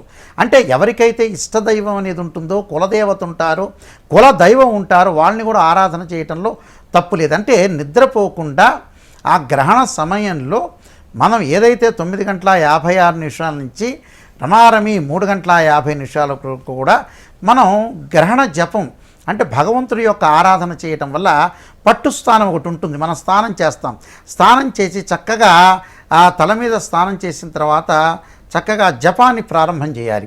అలా విడుపు స్థానం ఉంటుంది. అంటే 3:50 విడుపు స్థానం ఉంటుంది. అసలు వాస్తవంగా గ్రహణం 11 గంటల నుంచి 12:22 మధ్యలోనే మనకి గ్రహణం సంపూర్ణ చంద్రగ్రహణం దాదాపుగా మనకు వచ్చేటప్పుడు 82 నిమిషాల కాలం ఉంటుంది. ఈ 82 నిమిషాల కాలంలోనే ఉంటుంది. అయితే గురుగారు అందరికీ సాధ్యం కాకపోవచ్చు, చిన్నారులు వృద్ధులు ఇట్లా ఉంటారు కదా, వీరు పడుకుంటే ఏమైనా నష్టం జరుగుతుందా? నష్టం జరిగేది ఏమీ ఉండదు. ఇప్పుడు చిన్నపిల్లలు ఉంటారు, వృద్ధులు ఉంటారు, వయోవృద్ధులు ఉంటారు, 80 ఏళ్ల వాళ్ళు ఉంటారు. 80 ఏళ్ల వాళ్ళు 7 గంటలకి 8 గంటలకే తిని నిద్రపోతూ ఉంటారు. వృద్ధాప్యం అనేది ఒకటి ఉంటుంది. ఆ వృద్ధాప్యంలో మనకేం చెప్పారంటే బాల వృద్ధాతుర విషయేతు అన్నారు. అంటే సార్థ ప్రవారాత్మకో ముహూర్త త్రయాత్మకో వా వేద అన్నారు. అంటే బాలురు వృద్ధులు అన్నాతులు రాత్రి 7 గంటల లోపు ఆహారాన్ని తీసుకోవచ్చని శాస్త్రవచనం. వాళ్ళు ఆహారాన్ని తీసుకున్న తర్వాత ఏం చేస్తారు? నిద్రపోతుంటారు. అంటే నిద్రపోవటంలో తప్పేమీ లేదు. మార్నింగ్ పూట వచ్చి భగవంతుడి యొక్క ఆరాధన చేసుకోవచ్చు. సోమవారం రోజున లేదా ఆదివారం సాయంకాలం చక్కగా స్నానం చేసి కూడా ఆరాధన చేసుకోవడం తప్పు లేదు. అంటే మన వస్తీ, మన సౌకర్యము, మన ఆరోగ్యం. ఇప్పుడు ఆరోగ్యాన్ని బట్టి కూడా శాస్త్రంలో చెప్పారు. అద్భుతంగా చెప్పారు. ఆరోగ్యం మనకి లేదనుకోండి మనం చేయలేం కదా సహజంగా. ఆరోగ్యాన్ని బట్టి కూడా మనం ఆలోచన చేసి. రాజేష్ ఖన్నా గారు చెప్పండి. రాజేష్ ఖన్నా గారు, ఇది ఒక అద్భుతమైన అవకాశం అని మీరు చెప్తున్నారు చంద్రుడిని చూడటానికి. చిన్నారులు, పిల్లలు, విద్యార్థులు దీన్ని తెలుసుకొని చంద్రగ్రహణం మీద నాలెడ్జ్ పెంచుకోవడానికి అవకాశం ఉంటుందా? ఇది గొప్ప అవకాశం అని మీరు అంటారా? అంతే కదా సార్. ఇప్పుడు మన ఇస్రో వాళ్ళు చంద్రయాన్ సక్సెస్ఫుల్ గా చేసిన తర్వాత, చంద్రుని మీద రోవర్ ని దించిన తర్వాత భారతదేశంలో ముఖ్యంగా చిన్నారుల్లో కానీ హై స్కూల్ విద్యార్థుల్లో కానీ అసలు చంద్రుడు అంటే ఎలా ఉంటుండు, అసలు చంద్రుని మీద కూడా దిగచ్చా. ఎందుకంటే మనం చిన్నప్పుడు చందమామ రావే జాబిల్లి రావే అని చెప్పేసి పాడుకున్న పాటలు చూసాము. అమ్మ చేతి గోరుముద్దలు చందమామను చూపిస్తూ, అంటే కథలు, చందమామ కథలు కూడా మనకు చాలా ఫేమస్ అయినాయి, మీరు అందరు చూసారు. సో అంటే ఒకప్పుడు కల్పనలోనే ఉన్న చంద్రుడు సో నిజంగా ఈరోజు మనకు అందే క్రమంలో ఉన్నప్పుడు, అంటే చంద్రయాన్ ప్రయోగించిన తర్వాత దేశంలో చాలా మంది విద్యార్థుల లోపల, తర్వాత సైంటిస్టుల లోపల కూడా ఒక రకమైన క్యూరియాసిటీ అనేది పెరిగింది. మనం కూడా చంద్రుడి మీద చేరుకోవచ్చు, ఇతర గ్రహాల మీద కూడా చేరుకోవచ్చు అని చెప్పేసి. సో ఇలాంటి అవకాశాలు వచ్చినప్పుడు, చంద్రగ్రహణం లాంటి అవకాశాలు వచ్చినప్పుడు ఏంటంటే, సో క్రమక్రమంగా ఏంటంటే అటు పండితులు కానీ, పామరులు కానీ, ఇటు సైంటిస్టులు కానీ అందరూ కూడా ఏంటంటే, సో జన విజ్ఞాన వేదిక లాంటి వాళ్ళు కూడా ఏంటంటే జనాల లోపల సో సైన్స్ పరంగా సో ఇంతకుముందు మన మిగతా పండితులు చెప్పినట్టు ఏంటంటే అన్వయిస్తున్నారు. సో శాస్త్రం ఏం చెప్తుంది, జ్ఞానం ఇప్పుడు ఇది జరగబోతుంది అంటే మీరు జాగ్రత్త పడండి అని చెప్పి. దాంట్లో ఇప్పుడు మనకు ఈనాడు రాశి ఫలాలు కూడా వస్తుంటాయి, చాలా చోట్ల రాశి ఫలాలు కూడా రాస్తుంటారు. దాంట్లో ఏమంటారు, ఇలాంటివి జరగబోయే అవకాశాలు ఉన్నాయి. It is something forecasting, future forecasting అంటాం అనమాట. సో ఈరోజు మనం కృత్రిమం మీద యుగంలో ఉన్నప్పుడు ఏంటంటే, సో డిజిటల్ ఇప్పుడు జనరేటివ్ ఇలాంటి కాన్సెప్ట్స్ కూడా ఏం చెప్తున్నాయి, ఇలా జరగచ్చు, ఇలాంటి ఎక్స్పెక్టెడ్ ఆన్సర్స్ ఇస్తాయి అనమాట. సో ఇదంతా మనిషిని జాగ్రత్త పడమని చెప్పే అవకాశాలు మాత్రం. సో అలా జాగ్రత్త పడి ఇప్పుడు ప్రయాణాలు చేయకూడదు గ్రహణం సమయంలో అంటారు. ఎందుకంటే ప్రయాణం చేసేటప్పుడు ఏంటంటే డ్రైవింగ్ చేసే వాళ్ళ యొక్క మానసిక స్థితి అనేది వాళ్ళ డ్రైవింగ్ ని, వాళ్ళ ప్రయాణాన్ని సో డిసైడ్ చేస్తుంది. నిజంగా సో చంద్రుడి ఎఫెక్ట్ అనేది మనోవికాసానికి సంబంధించింది కాబట్టి కొంత ఎఫెక్ట్స్ అనేవి కొన్ని రాశుల వాళ్ళ మీద ఉన్నప్పుడు ఆటోమేటిక్ ఏంటంటే డ్రైవింగ్ లో చికాకులు ఉన్నప్పుడు మనం డ్రైవింగ్ సరిగా చేయలేనప్పుడు ప్రమాదాలు జరిగే అవకాశం ఉంటుంది. సో అట్లా ఏంటంటే సో నిజంగా ఈ చంద్రగ్రహణం లాంటివి వచ్చినప్పుడు సో మన పిల్లలకు గనక, చదువుకుంటున్న విద్యార్థులకు గనక, రీసెర్చ్ చేసే వాళ్ళకి గనక, సో ఇప్పుడు కొన్ని కళాశాలల్లో కొన్ని యూనివర్సిటీస్లలో సో మన దేశంలో కూడా ఏంటంటే ప్లానటోరియం లాంటివి, బిర్లా ప్లానటోరియం లాంటివి వాళ్ళు చేస్తున్నారు. వాళ్ళందరూ అక్కడికి తీసుకెళ్లేసి అక్కడ ఉన్న సో బైనాక్యులర్స్ కానీ, వితౌట్ బైనాక్యులర్స్ కానీ, సో వీళ్ళందరికీ అవగాహన ఏర్పరిచే కార్యక్రమాలు చేస్తున్నారు. చూడండి, సో చంద్రుని పట్ల అవగాహన పెంచుకోండి, అసలు చంద్రగ్రహణాలు ఎందుకు ఏర్పడతాయి, ఆ గ్రహణం జరిగే సమయంలో చంద్రుడి యొక్క రూపురేఖలు ఎలా ఉంటాయి, అసలు కాంతికి సంబంధించిన అంశాలు ఏంటి. ఈ మధ్య సూపర్ సాలిడ్ అనే కాన్సెప్ట్ కూడా వచ్చింది. అంటే మనం కాంతిని కూడా, అసలు కాంతి అనేది జనరల్ కాంతి వేగం 3 × 10⁸ మీటర్స్ పర్ సెకండ్ చెప్తుంటాం మనం. సో కాంతి వేగం అంటే కాంతి అనేది ప్రవహిస్తూ ఉంటుంది, దాన్ని పట్టుకోలేదు. కాకపోతే కాంతిని కూడా పట్టి సాలిడ్ రూపంలోకి మార్చవచ్చు అని చెప్పేసి బోస్ కండెన్సేషన్ థీరం అనేది ఒకటి ఉంటుంది. ఈ మధ్య కొంతమంది శాస్త్రవేత్తలు ఏంటంటే ఆ కండెన్సేషన్ థీరం ఉపయోగించేసి సూపర్ సాలిడ్ స్ట్రక్చర్ అనేది తయారు చేసి, అంటే కాంతిని ద్రవ రూపంలో ప్రవహిస్తుంటుంది బట్ చూడడానికి సాలిడ్ రూపంలో ఉంటుంది, దాన్ని సూపర్ సాలిడ్ స్ట్రక్చర్ అంటారు. సో మీరు భవిష్యత్తు టెక్నాలజీలలో ఏంటంటే ఈ కాంతిని మనం సూపర్ సాలిడ్ స్ట్రక్చర్ లో చూసేసి రకరకాల ప్రయోగాలతో ఏంటంటే మానవ జీవితాన్ని ప్రభావితం చేసే టెక్నాలజీలు రాబోతుంది. కాబట్టి ఇవన్నిటికీ పునాది ఏంటంటే సో ఇలాంటి క్యూరియాసిటీ, సైంటిఫిక్ రీజన్స్ తోటి పిల్లల్లో గనక, పెద్దల్లో గనక మనం చంద్రుణ్ణి, చంద్రగ్రహణాలని, సూర్యగ్రహణాలని విత్ ప్రాపర్ ప్రికాషనరీ మెజర్స్ ఇప్పుడు మిగతా వాళ్ళు చెప్పినట్టు తీసుకొని కనుక చూస్తూ ఉంటే సో డెఫినెట్ గా ఏంటంటే ఒక క్యూరియాసిటీ ఏర్పడుతుంది. ఆ తర్వాత ఇప్పుడు మానవ సంగీత యాత్రలకు మనం ఇస్రో శ్రీకారం చుట్టింది. ఈ మధ్యనే మన ప్రధానమంత్రి మోడీ గారు కూడా జపాన్కి వెళ్ళినప్పుడు జపాన్ వాళ్ళు సో చంద్రయాన్ 5కి మేము సహకారం అందిస్తామని చెప్పేసి జపాన్ వాళ్ళు కూడా చెప్పడం జరిగింది. ఎందుకంటే సో చంద్రుని మీద రోవర్ ని దించిన, శాటిలైట్ ని దించిన కొన్ని దేశాలలో జపాన్ కూడా ఉంది. మనం ప్రయోగించిన తర్వాత జపాన్ వాళ్ళు కూడా ప్రయోగించి సక్సెస్ఫుల్ గా ల్యాండ్ చేసింది అక్కడ. So China, Japan, America, Russia, so India లాంటి కంట్రీస్ ఏంటంటే చంద్రుని మీదకి వెళ్ళినాయి కాబట్టి సో ఇలాంటి సమయాలలో ఏంటంటే ఇంకా క్యూరియాసిటీ పెంచుతుంది. ఓహో ఇలా ఉంటుందా, అసలు ఎందుకు నారింజ రంగులో ఉండాలి, ఎందుకు గులాబీ రంగులో ఉండాలి, ఎందుకు ఎరుపు రంగులో, దాన్ని ఎందుకు బ్లడ్ మూన్ అంటున్నాం. సో బ్లడ్ మూన్ కి మనకి ఈ మధ్య ఏంటంటే సోషల్ మీడియా వచ్చిన తర్వాత ఏంటంటే విపరీతార్థాలు ఎక్కువైపోయింది.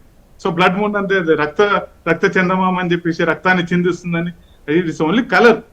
సో కలర్ వల్ల ఏంటంటే ఇలా కనిపిస్తుంది. సో మీరు తరంగధైర్యం కనుక చూసుకుంటే నీలం రంగుకి almost 450 to 500 nanometres wavelength ఉంటుంది. సో ఎరుపు రంగు కనుక మనం చిన్నప్పుడు అందరం కూడా ఫిజిక్స్ లో ప్రయోగాలు చేసిన వాళ్ళని, మీరు ఒక తెలుపు రంగుని తీసుకొచ్చి ఒక స్ఫటికానికి అడ్డం పెడితే దాన్ని ప్రయోగించిన తర్వాత పక్కకు వచ్చే కలర్స్ అన్ని విబ్జార్ కలర్స్ ఉంటాయి. ఇప్పుడు మీరు కనుక తరంగధైర్యాన్ని వేవ్ లెంత్ కనుక క్యాలిక్యులేట్ చేస్తే నీలం రంగు చాలా తక్కువ తరంగధైర్యం ఉంటుంది, 450 to 500 నానోమీటర్స్. అది ఎరుపు రంగు, నారింజ రంగుకి వచ్చేసి దాదాపు 700 to 750 నానోమీటర్స్ వేవ్ లెంత్ ఉంటుందన్న. అందుకనే మనకి ఇప్పుడు పొద్దున సో సూర్యాస్తమయం కానీ, సూర్యుడు ఉదయించే సమయంలో కానీ మీరు కనుక చూస్తే కొంచెం ఎరుపు రంగు, నారింజ రంగు కనిపిస్తుంది. ఆ తర్వాత ఆకాశం అంతా కూడా నీలం రంగు కనిపిస్తుంది. ఎందుకంటే సో సూర్యుడి నుంచి వచ్చే కిరణాలు స్కైలో వచ్చేవరకు ఏంటంటే ఇటు మిక్స్ అయిపోయి నీలం రంగు అక్కడితోటి ఆగిపోయి నీలం అనేది చిందరవందర అయిపోతుంది. రేలే స్కాటరింగ్ అంటారు అనమాట. సో రేలే స్కాటరింగ్ ప్రిన్సిపల్ ఏంటంటే సైంటిఫిక్ గా సో స్కాటరింగ్ అంటే ఏంటంటే మనం స్ప్రెడ్ అంటాం, స్ప్రెడ్ చిందరవందర కావడం అనేది, వేవ్ లెంత్ అనేది చిందరవందర కావడం అనేది, కలర్ అనేది చిందరవందర కావడం. అది విలోమానుపాతంలో ఉంటుంది తరంగధైర్యానికి. ఎన్నిసార్లు λ⁴ అంటాం మనం. అంటే ఎక్కువ తరంగధైర్యం ఉన్న నారింజ రంగు, ఎరుపు రంగు లాంటి వాటి ఏంటంటే స్కాటరింగ్ తక్కువ ఉంటుంది. దానివల్ల ఏంటంటే మనకు మన భూమి మీదకి వచ్చే వరకు ఏంటంటే మనకు కొంత సూర్యాస్తమయము, సూర్యుని ఉదయించే దాంట్లో మనకు ఎరుపు, నారింజ రంగు కనిపిస్తుంది. వేరే స్కై మాత్రం నీలం రంగు కనిపిస్తుంది. ఎందుకు? అది అక్కడితోటే ఆగిపోతుంది. ఎందుకంటే తరంగధైర్యం తక్కువ ఉంది కాబట్టి స్కాటరింగ్ ఎక్కువ ఉంది. సో ఆ కాంతి నీలం రంగు మన వరకు చేరదనమాట. కాబట్టి ఇలాంటి సైంటిఫిక్ ప్రిన్సిపల్స్ అన్ని విద్యార్థులు ఆల్రెడీ సో అడ్వాన్స్డ్ హై స్కూల్లో కానీ, స్కూలింగ్ ఎడ్యుకేషన్ లో కానీ, ఇంటర్మీడియట్ ఎడ్యుకేషన్ లో కానీ సో ఇవన్నీ ఎందుకు ఉపయోగపడతాయి అంటే ఈరోజు కొంతమంది స్టూడెంట్స్ ఐఐటి జేఈ లాంటి ప్రవేశ పరీక్షలు క్రాక్ చేస్తా ఉన్నారు. ఎందుకంటే వాళ్ళన్ని ఇలాంటి అడ్వాన్స్డ్ టాపిక్స్ తెలుసుకోవడం వల్ల, అంటే రెండు రకాలు ఉంటాయి చదువులో, బట్టి కాన్సెప్ట్ ఉంటుంది, so subject knowledge, conceptual knowledge అని ఉంటుంది. ఎవరైతే ఇలాంటి ప్రయోగాత్మక పరిశీలన దృక్పథంతో అన్ని విషయాల్ని ఆలోచిస్తూ చదువుకుంటారో విద్యార్థులు, అలాంటి వాళ్ళు సబ్జెక్చువల్ కాన్సెప్చువల్ నాలెడ్జ్ బాగా నేర్చుకొని తర్వాత శాస్త్రవేత్తలుగా, సైంటిఫిక్ గా, ఇలాంటి గొప్ప గొప్ప పండితులుగా మారే అవకాశం ఉంటుంది. ఎవరైతే మూస పద్ధతిలో, బట్టి పద్ధతిలో, మార్కుల రాజేష్ ఖన్నా గారు అద్భుతంగా వివరించారండి, ధన్యవాదాలు.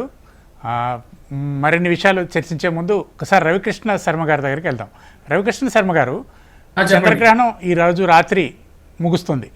రేపు తెల్లవారి చేయాల్సిన క్రతువులు ఏంటి, ఏ ఏ కార్యక్రమాలు మనం చేయాల్సి ఉంటుంది, దోషం ఉండే కొన్ని రాసుల వారు ఏ జాగ్రత్తలు తీసుకోవాలి, ఏమైనా పరిహారాలు చేసుకోవాలా? ముఖ్యంగా మనం గమనించినట్లయితే ఈ యొక్క చంద్రగ్రహణం ఎప్పుడైతే ముగుస్తుందో, అంటే గ్రహణ సమయం అంతా ముగిసిన తర్వాత తదుపరి రోజున వచ్చేటప్పటికి ఇంటి గృహాన్ని మొత్తం క్లీన్ చేసుకోవడం, అంటే అశౌచ కార్యక్రమం కంప్లీట్ అయిన తర్వాత శౌచం చేసుకోవాలి, అంటే క్లీనింగ్ చేసుకోవాలి. ఎవరైతే ఈ యొక్క దేవాది అంటే మనం పెట్టినటువంటి దర్భలు ఏవైతే ఉన్నాయో ఆ యొక్క దర్భలు తీసే ముందు మనం విడుపు స్నానం కూడా ముందుగానే, ఎప్పుడైతే గ్రహణం విడుస్తుందో అప్పుడే విడుపు స్నానం చేయాలి. తర్వాత రోజు ఉదయం లేచి ఇల్లంతా శుచి శుభ్రంగా చేసుకున్న తర్వాత మనం మళ్ళీ తిరిగి ఏదైతే దైవారాధన చేసే ముందు ఇంట్లో ఉండేటువంటి పటాలు, అదేవిధంగా విగ్రహాలు ఏవైతే ఉన్నాయో వాటన్నిటిని మళ్ళీ నీట్గా మళ్ళీ అలంకరించాలన్నమాట. అంటే ఆ యొక్క బొట్టులు పెట్టడం, మళ్ళీ ఆ కార్యక్రమాలు, ఆ యొక్క ప్లేస్ అంతా క్లీన్ చేసుకోవటం, ఈ ప్రాసెస్ అంతా కంప్లీట్ చేసిన తర్వాత మళ్ళీ నివేదన కార్యక్రమం స్టార్ట్ చేయాలి. నివేదన ఏంటంటే ముందుగానే పెట్టుకున్నటువంటి పదార్థాలు కాకుండా మళ్ళీ కొత్తగా వండినటువంటి పదార్థాలతో మనం స్నానం చేసి అంతా రెడీగా అయిన తర్వాత కొత్తగా పదార్థాలు చేసి పెట్టాలి. మరియు అదే విధంగా వచ్చేటప్పటికి దోష పరిహారార్థంగా వచ్చేటప్పటికి ముఖ్యంగా మనం యజ్ఞోపవీత దానం చేసేటువంటి వారికి కూడా ఈ యొక్క యజ్ఞోపవీతం పనికిరాదు. ఎప్పుడైతే అశౌచం జరుగుతుందో యజ్ఞోపవీతాన్ని తీసేసి మళ్ళీ కొత్త యజ్ఞోపవీతాన్ని వేసుకోవాలి. అదే విధంగా వచ్చేటప్పటికి మనం చేసేటువంటి దోషం ఏదైతే ఉందో, ముఖ్యంగా కుంభరాశి వారు, అదే విధంగా వచ్చేటప్పటికి అర్ధాష్టమ స్థితిలో ఉన్న ఇక వృశ్చిక రాశి వారు, వారితో పాటు మిగతా మీనరాశి వారు, అదేవిధంగా మకర రాశి వారు, అదేవిధంగా కర్కాటక రాశి వారు, సింహరాశి వారు, ఈ రాశుల వారు మటుకు కంపల్సరీగా ఫాలో ఇస్తే మంచిది. వీటితో పాటు మిథున రాశి వారు చేసినా చేయకపోయినా సరే అది పెద్ద ప్రభావం అయితే చూపించదు, చేయాలనుకుంటే చేయొచ్చు. ముఖ్యంగా వారి యొక్క ధనార్జనను బట్టేసేసి వారి యొక్క ఫైనాన్షియల్ స్టేటస్ని బట్టి దానం చేయమని చెప్పి శాస్త్రం చెప్తుంది. అంతేగాని ఉన్నటువంటి డబ్బుని అప్పులు చేసి చేయమని చెప్పి ఎప్పుడు శాస్త్రం చెప్పదు. ఇక్కడ అది గుర్తుపెట్టుకోవాలి. వెండితో చేసినటువంటి నాగ పడగని, మరి అదే విధంగా వచ్చేటప్పటికి బియ్యము, అదేవిధంగా మినుములు దానం చేయొచ్చు. అదే విధంగా వచ్చేటప్పటికి మంత్ర జపం చేసుకోవచ్చు. ఎప్పటికైనా సరే ఈ యొక్క ప్రభావం అంటే రాహుగ్రస్త ప్రభావం అనేది కొంచెం ఎక్కువగానే ఉంటుంది కొన్ని రాసుల వారి మీద. ఆ రాసులు ఇప్పుడు చెప్పినటువంటి రాసులు అన్నటివి రాహుగ్రహ ప్రభావం ఉన్నటువంటి రాసులే. ఎందుకంటే రాహు శని లాంటి ఫలితాన్ని ఇస్తాడని చెప్పి శాస్త్రం చెప్తూ ఉంది. రవిశంకర్ శర్మ గారు, ఈ సమయం మించిపోతుంది. చివరిగా మీరు హెచ్ఎంటీవీ ప్రేక్షకులకు ఏం చెప్తారు? ఈ యొక్క పరిస్థితి వచ్చేటప్పటికి అంటే దేశపు కాలమాన పరిస్థితి అంత బాగలేదు. ముఖ్యంగా ఫైనాన్షియల్ స్టేటస్ ఆఫ్ ప్రపంచానికి కొద్దిగా ఆర్థికంగా స్థిరత్వం సరిగా లేదు. కాబట్టి ఈ యొక్క రాశుల వారికి కొంచెం జాగ్రత్తగా ఉండండి. దుందుడుకు స్వభావంతో పోయి ఉద్యోగాలతో జాగ్రత్తగా ఉండండి. ఫైనాన్షియల్ స్టెబిలిటీ కోసం ప్రయత్నం చేయండి, అంతే. చివరిగా మల్లికార్జున శర్మ గారు మీరేం చెప్తారు? ముఖ్యంగా ఏమిటంటే కుంభరాశి వాళ్ళు, మీనరాశి వాళ్ళు, వృశ్చిక రాశి వాళ్ళు, కర్కాటక రాశి వాళ్ళు మాత్రం కొద్దిగా ఆరోగ్యపరంగా కానీ ఫైనాన్షియల్ పరంగా కానీ మిగతా ఏదైతే ఉంటాయో వాళ్ళకి ఏదైతే ప్రాబ్లమ్స్ ఉంటాయో వాళ్ళు కొద్దిగా ఈ 4 రాసుల వాళ్ళు జాగ్రత్తగా ఉండాలి. వాళ్ళు దాన ధర్మం అనేది మనకు ఆదివారం రోజు రాత్రి, తెల్లవారితే సోమవారం రోజున ఉదయం రోజున చక్కగా 2 జంట సర్పాలని, అలానే మినుముల్ని దానం చేయటం, అలానే బియ్యాన్ని దానం చేయాలి.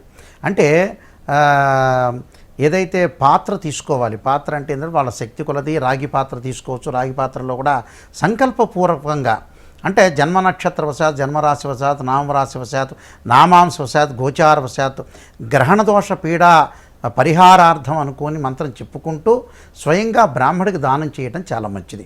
దానివల్ల దోషం పోయే అవకాశం ఖచ్చితంగా ఉంటుంది. భయపడాల్సిన అవసరం అయితే లేదు. భయపడాల్సిన పని లేదు, ఎవ్వరు కూడా భయభ్రాంతులు చెందాల్సిన పని లేదు.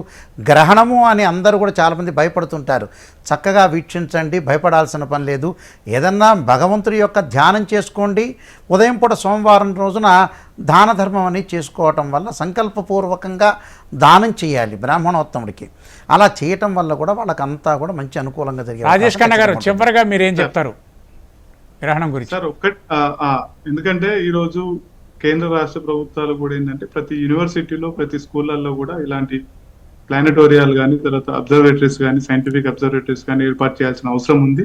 ఇంకా విస్తృతమైన అవేర్నెస్, అవగాహన కార్యక్రమాలు ఇలాంటి గ్రహణాల గురించి, చంద్రగ్రహణాలు కానీ, సూర్యగ్రహణాలు కానీ, ఇంకా ఖగోళ శాస్త్రంలో ఏర్పడే వింతలు విశేషాల గురించి అవగాహన కార్యక్రమాలు పెంచే విధంగా, ఎందుకంటే ఒక దేశం యొక్క పురోభివృద్ధి అనేది ఖచ్చితంగా సైన్స్ అండ్ టెక్నాలజీతోనే ఆధారపడి ఉంది. కాబట్టి ఏంటంటే ఎంత ఎక్కువ మంది విద్యార్థులు, ఎంత ఎక్కువ మంది శాస్త్రవేత్తలు, అధ్యాపకులు ఈ ఖగోళ శాస్త్రం గురించి, ఎందుకంటే ఖగోళం ఒక వింత అన్నారు, ఎందుకంటే ఇంకా ఇప్పుడు మనకు కొరకుడు పడిన విషయాలు చాలా ఉన్నాయి. ఇప్పుడు మనం ఇప్పటి వరకు శాటిలైట్ ని అక్కడికి పంపించగలిగాం.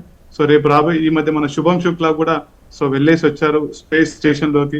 2035 సంవత్సరం నాటికి భారత్ స్పేస్ స్టేషన్ కూడా అంతరిక్షంలో నిర్మించాలనే ప్రయత్నాలు జరుగుతూ ఉన్నాయి. అలాంటి వాటి అన్నిటికి కూడా ఒక పునాదిగా అంటే క్యూరియాసిటీ కనుక పెంచగలిగితే, సైంటిఫిక్ క్యూరియాసిటీని కనుక పెంచగలిగితే డెఫినెట్ గా మనం సైన్స్ అండ్ టెక్నాలజీలో మిగతా దేశాల సరసన కూడా నిలబడే అవకాశాలు ఉంటాయి. దానికి ఇలాంటి అవకాశాలు మనం వినియోగించుకోవాలి. గ్రహణాలు ఇప్పుడు పండితులు చెప్పినట్టు ఏంటంటే భయపడాల్సిన అవసరం లేదు, కాకపోతే కొన్ని ప్రికాషనరీ మెజర్స్ తీసుకోవాల్సింది. చాలా మంది చెప్తుంటారు, ఈ మధ్య నేను ఒక ఆర్టికల్ కూడా చదివాను. ప్రపంచంలో అత్యధిక ఆయుర్దాయం ఉన్న దేశాలలో జపాన్ ఒకటి. ఎందుకు వాళ్ళు 100 సంవత్సరాల పైన కూడా బతుకుతున్నారంటే వాళ్ళ ఆహారపు అలవాట్లు కనుక చూసుకుంటే వాళ్ళు 6 లోపే భోజనం చేసేస్తారు. మరి ఇప్పుడు గ్రహణ సమయంలో కూడా ఎంత గ్రహణం ఏర్పడగానే ముందే భోజనం చేయమని చెప్పేసి చెప్తున్నారంటే అది ఒక రకంగా మంచిదే. ఎందుకంటే జీర్ణక్రియల విషయంలో నెమ్మదిస్తుంది కాబట్టి, కొంత కాస్మిక్ రేస్ కానీ ఇలాంటివన్నీ కూడా మన పైన ఎఫెక్ట్ చూపిస్తాయి కాబట్టి డెఫినెట్ గా ఏంటంటే ఇలాంటి అవకాశాలను ఉపయోగించుకొని హెల్త్ పరంగా కానీ, ఆ తర్వాత సైంటిఫిక్ పరంగా కానీ మనం చాలా పురోభివృద్ధి సాధించడానికి అవకాశం ఉంటుంది. ఏదో గ్రహణం అనగానే ఇంకా కూడా మనం పాతకాలం పద్ధతులను పట్టుకొని. ధన్యవాదాలు రాజేష్ ఖన్నా గారు, సమయం అయిపోయింది. రాజేష్ ఖన్నా గారు, మీరు అద్భుతమైన విషయాలు తెలియజేశారు. మీరు ఒక చక్కని అవగాహన కార్యక్రమాన్ని HMTV ద్వారా ప్రేక్షకుల కలిగించే ప్రయత్నం చేశారు. మంచి వాళ్ళని తీసుకురావడం వల్ల డెఫినెట్ గా అవగాహన కార్యక్రమాలు పెంచినప్పుడే ఈ గ్రహణకు సంబంధించిన అపోహలు అనేవి తొలగేసి ఇంకా మనం ముందుకెళ్లే అవకాశం ఉంటుంది అనేది మరొక్కసారి HMTV ప్రేక్షకుల ద్వారా మనం ప్రపంచానికి తెలియజేసిన అవసరం ఉంటుంది. థ్యాంక్ యూ రాజేష్ ఖన్నా గారు, థ్యాంక్ యూ మల్లికార్జున శర్మ గారు మా స్టూడియోకి వచ్చినందుకు. అలాగే రవిశంకర్ శర్మ గారు, మీకు కూడా ధన్యవాదాలు. చిలకమర్తి గారు, మీరు కూడా ఢిల్లీ నుంచి వచ్చి మా కార్యక్రమంలో పాల్గొన్నందుకు మీకు కూడా ధన్యవాదాలు. ఇది ఇవాల్టి చంద్రగ్రహణం ప్రత్యేక కార్యక్రమం. మరో కార్యక్రమంలో మళ్ళీ కలుద్దాం.